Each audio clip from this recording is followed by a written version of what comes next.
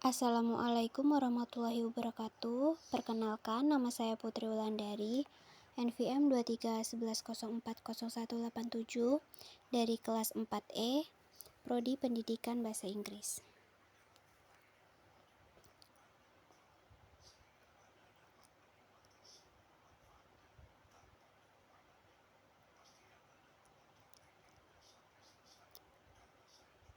Baiklah, di video ini saya akan melanjutkan praktek PSPP.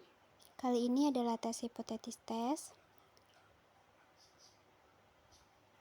Baiklah, langsung saja masuk ke stepnya. Yang pertama, kita harus masuk ke variable view terlebih dahulu. Kemudian masuk ke menu variable. Kita harus masuk ke PSPP dan memilih variable view.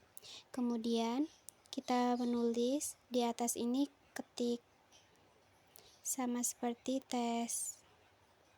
Kita ketik di sini skor, kemudian di bawahnya kelas.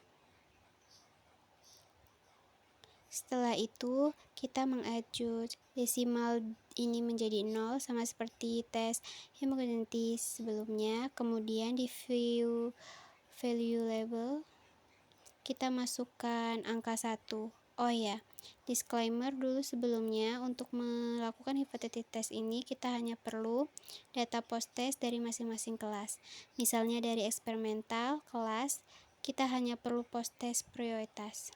Tidak perlu begitu pula kontrol kelas.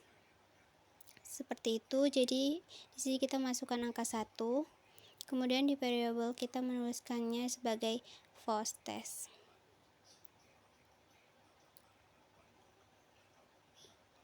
Eksperimental kelas, kemudian klik add, adalah post test, control,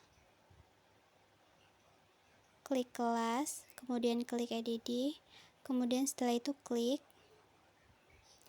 oke. Kemudian setelah itu kita masuk ke data view.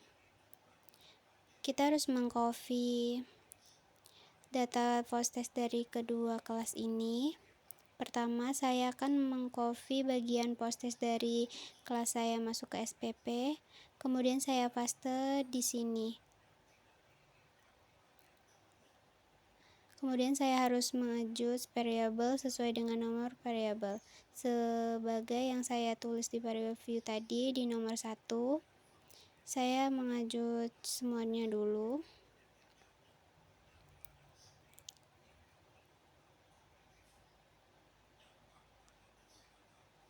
Kemudian saya kembali ke Excel. Saya sekarang akan mencoba mengcopy post test tadi, data post test dari kontrol kelas. Saya copy semuanya. Kemudian saya paste di bawah data post test eksperimental kelas ini. Selanjutnya saya juga harus mengadjust value label atau nomor value. Kontroversi itu nomor 2. Kita ganti semuanya menjadi angka 2.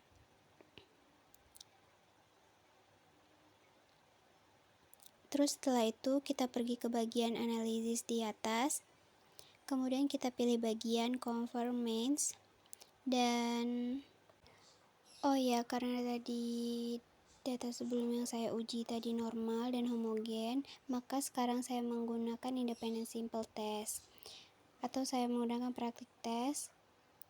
Kemudian saya memilih independent test simple.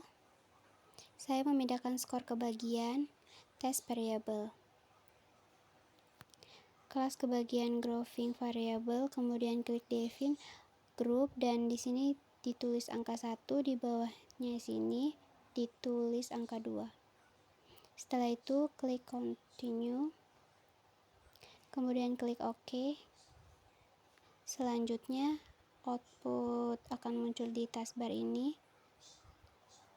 Nah, kemudian saya harus menentukan apakah hipotetis yang diterima dalam data saya ini apakah null hipotetis atau alternatif hipotetis. Dengan melihat signifikan value, kriteria adalah apabila signifikan lebih dari 0,05 atau null hipotetis.